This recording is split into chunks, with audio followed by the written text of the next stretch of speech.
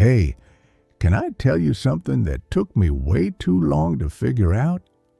You know that feeling when you're going through something hard and you keep checking your phone, waiting for someone to text, "Hey, you okay?"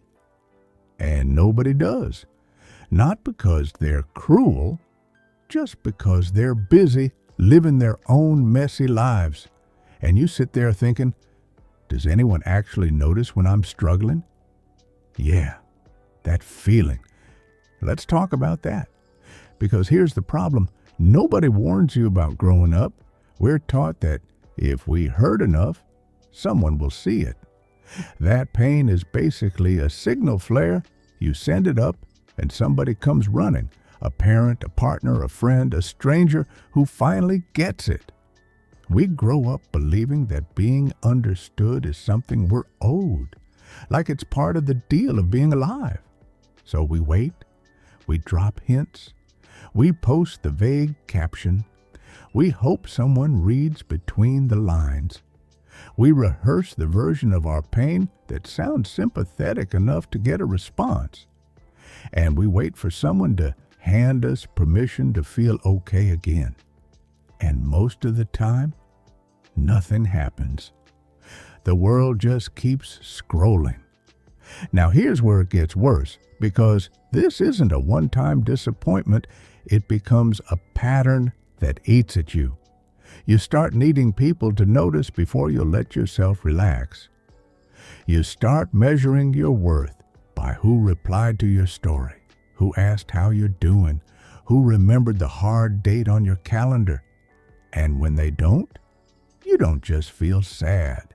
You feel invisible, like you could disappear tomorrow and the world's group chat wouldn't even pause. That ache gets heavier every time it happens. You start performing wellness you don't feel just so people stop asking, "Are you okay?" in that concerned tone you can't stand. Or you go the opposite way.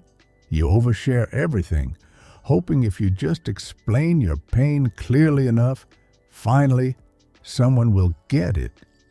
Either way, you're still handing the keys to your peace over to people who never asked to hold them. And they weren't built to carry that weight anyway. Nobody is. Here's the part that stings the most. You can be surrounded by people and still feel like the loneliest person in the room because you're waiting for something external to make the internal ache go away. And it never fully does, because you're solving an inside problem with an outside solution. It's like trying to fix a leak by mopping the floor forever instead of finding the crack in the pipe. Okay, so here's the shift. And it's not some feel-good platitude. It's actually how the old Stoics lived, and it works. The moment everything changes isn't when someone finally notices you. It's the moment you stop needing them to. Marcus Aurelius used to remind himself, pretty much daily, to stop wasting time wondering what other people think of him. Not because he didn't care about people. He ran an empire, he cared plenty, but because he knew that outsourcing your peace to other people's attention is a losing game. People are distracted. People are dealing with their own storms. Expecting them to fully witness yours isn't cruelty on their part. It's just reality. Everyone's the main character of their own story, and you're a side character in most people's lives, the same way most people are side characters in yours. Once that actually clicks, something strange happens. It stops being sad. It becomes freeing. Because if your peace isn't dependent on being seen, nobody can take it from you by not looking. Think about it like this.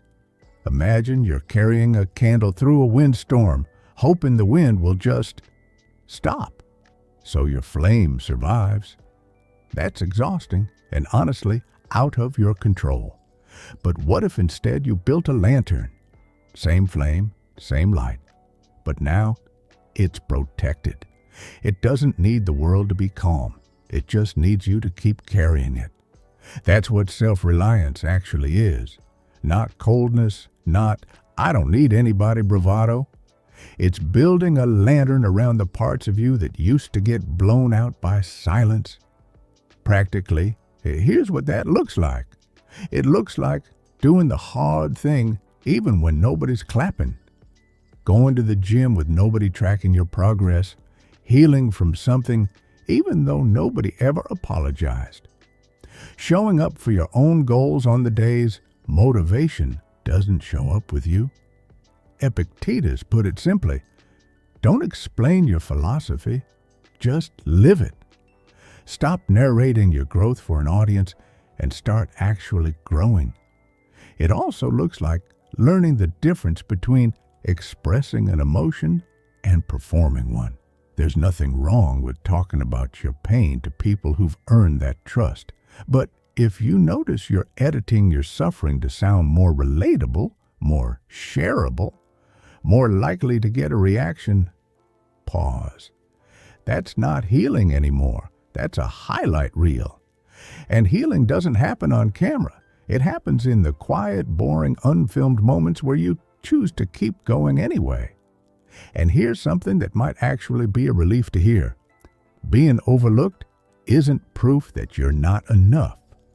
A lot of the time, it just means your depth didn't match someone's attention span. Some people are only built to skim. That's on them, not you. Seneca said the person who never faces hardship never gets the chance to prove what they're made of. So maybe the silence you've been resenting is actually the training ground. It's not punishment, it's practice. So if nobody checked on you today, good. That's your cue, not your curse. Do the thing anyway. Keep the promise to yourself anyway. Build the life anyway. Not because you stopped caring about connection, but because you finally stopped needing permission to matter. You were never actually powerless. You were just waiting for someone else to tell you that you weren't. So stop waiting. Start building quietly, steadily, on your own terms, because that's where real strength has always lived. If this hit something in you, stay a little longer.